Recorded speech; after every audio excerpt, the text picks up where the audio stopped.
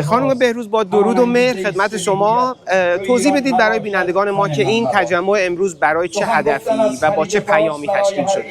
درود بر شما و مخاطبین شما، به ویژه هموطنان عزیزمون در ایران. خیلی سپاسگزارم از شما. تلاش‌های گروهتون برای تدارک دیدن این تجمعاتی که اخیراً شاهد بودیم، به ویژه تدارک تجمع امروز که در یک فرصت کم اتفاق افتاد و اینکه بسیار امروز مهم بود که ما در اولین ویکند پس از اینکه این خبر اسوسییتد پرس در اومد درباره احتمال تغییر نام خلیج فارس به یک نام جعلی اینجا در مقابل کاه سفید حاضر بشیم و صدای مردم ایران و اون صدای هویت ملیمون رو در واقع به گوش سیاستمداران آمریکایی برسونیم.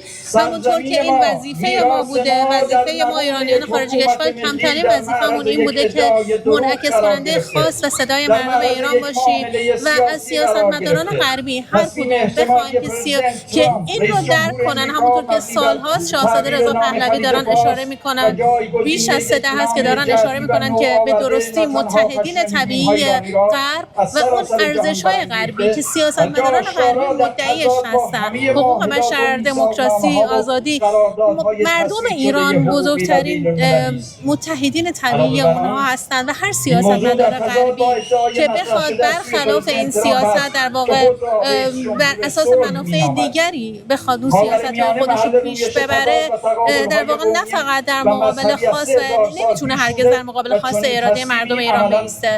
رژیم جمهوری اسلامی به زودی سقوط خواهد کرد و مردم ایران به یاد خواهند آورد که کدوم یکی از اون سیاستمداران غربی پایبند بودن به ارزش‌هایی که خودشون مدعی بودن. در واقع این اتحاد طبیعی یعنی چی؟ این اتحاد طبیعی یعنی که این در واقع اگر بخوان با رژیم جنایتکار و تروریستی که در حال پرورش و گسترش تروریست در جهان هست بخوان وارد مذاکره یا وارد هر دیلی بشن، این در واقع خلاف اون منافع ملی خودشون، خلاف منافع ملی آمریکا خواهد بود. ما در بیان این هیچ تعارفی نداریم. همواره گفتیم، شخصا گفتم که ما حامی سیاست‌های سیاستمدارانی هستیم که در راستای منافع ملی ایران و مردم ایران است. حامی سیاستمدارانی هستیم که مردم ایران رو مخاطب خودشون قرار میدن، نه رژیم جنایتکار جمهوری اسلامی رو. و در واقع این وظیفه ملی خودمون را تا روز پیروزی مردم در ایران